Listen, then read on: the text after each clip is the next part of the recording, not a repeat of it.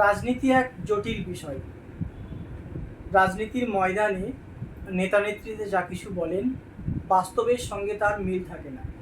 তারা মানুষের মেজাজকে গরম করতে পারেন শুধু।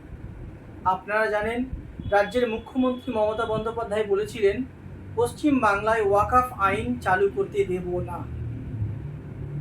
তিনি কি আটকাতে পেরেছেন? পারেননি। তিনি বলেছিলেন, পশ্চিম বাংলায় এসআইআর করতে দেব না। তিনি কি আটকাতে পেরেছিলেন? পারেননি। এই বাস্তব বিষয়টা সমাজ যতদিন না বুঝবে, ততদিন সমাজের কোনো অগ্রগতি হবে না। আসলে আমরা বিশেষ কোনো দলের নেতা নেত্রীকে নিজেদের মসিহা হিসেবে ভেবে নিই, এটা আমাদের ভুল।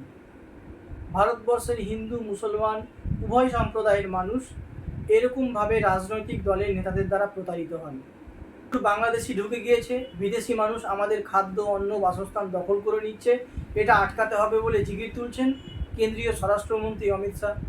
হিন্দুরা ভাবছেন, বাহ, এ তো মুসলিমরা কেন দখল করবে বাইরে থেকে এসে, রে রে করে তেড়ে আসছেন, ভাবছেন বিজেপি হয়তো আমাদের মসিহা।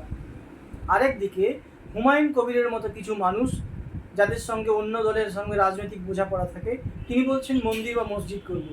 মানুষ ভাবছেন, বাহ, আমাদের ভালো লোক পেয়ে গিয়েছি।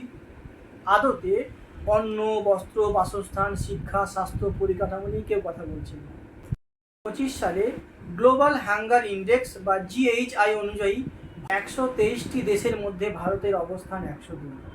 অর্থাৎ ভারতের মানুষ পুষ্টিকর খাদ্য গ্রহণ করতে পারেন বলে যে সরকারের তরফে দাবি করা হচ্ছে, আদতে তা নয়। আমাদের দেশে প্রায় 12% মানুষ অপর্যাপ্ত খাদ্য গ্রহণ করেন। অর্থাৎ যতটুকু খাদ্য গ্রহণ করা একজন সুস্থ মানুষের জন্য উচিত বা দরকারি, তা গ্রহণ করতে পারেন না। এটাই বাস্তবতা।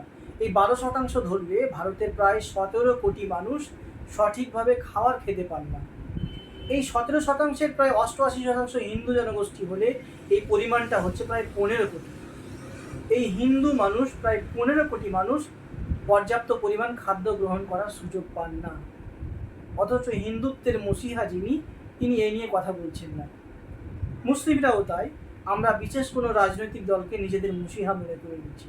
আদতে আমরা সবাই প্রতারিত হচ্ছি। আমাদের দেশের শিশুর বিকাশের জন্য যতটুকু খাদ্য প্রয়োজন, পুষ্টি প্রয়োজন, তা কিন্তু সে পায় না। প্রায় 3 ভাগের 1 ভাগ শিশু অপুষ্টির শিকার, বা আমার আপনার ভবিষ্যৎ প্রজন্ম কিন্তু অপুষ্টির শিকার থাকছে।